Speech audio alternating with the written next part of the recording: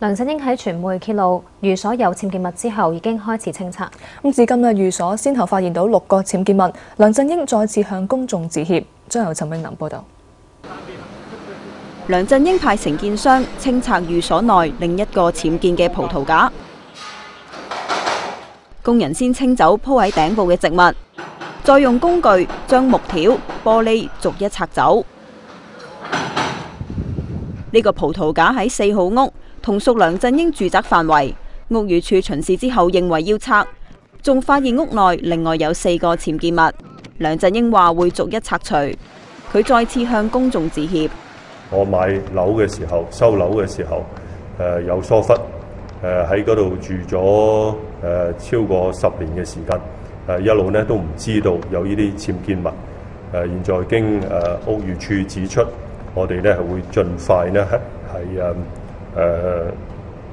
將佢還原嘅。就我喺呢件事上嘅疏忽呢，我再次向公眾道歉。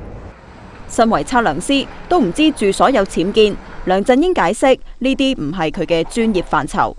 因為呢，我係產業測量師，呢啲工作呢係屋宇測量師或者建築測量師去做嘅。唔同嘅測量師係唔同嘅專業。佢又否認喺參選特首時作失實聲明。如果有人向佢作出法律行動，佢會講出事實。南寬頻電視記者陳永林報導。發展局局長林鄭月娥話會依法處理候任行政長官梁振英嘅住宅僭建，強調一視同仁。即使盛傳佢將會出任下屆政務司司長，佢認為無需要避嫌。吳志庚報導。發展局局長林鄭月娥連續2日交代梁振英山頂大宅嘅僭建問題。盛傳佢會係梁振英班子嘅政務司司長，林鄭月娥話會一視同仁咁樣處理僭建物，強調問責局長要企喺台前，無需避嫌。就係呢個執法嘅工作，同埋呢個專業判斷乜嘢係僭建物，乜嘢並不構成嘅僭建物呢，係由我屋宇署嘅優秀嘅專業隊伍咧去做嘅。呢個嘅工作，無論喺視察、調查、判斷、跟進或者執法嘅工作呢，我係完全唔會參與嘅嚇。如果你話問責嘅官員或者局長，因為會擔心我哋有一啲利益上嘅潛在嘅衝突呢，就完全退居幕後，我就覺得呢個就唔係一個負責任嘅做法。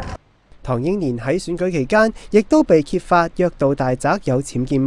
林鄭月娥話：屋宇署喺專業勘察之後執法，佢冇參與到個人意見。重申政府一直係依法辦事，一視同仁。南寬頻電視記者吳志庚報導。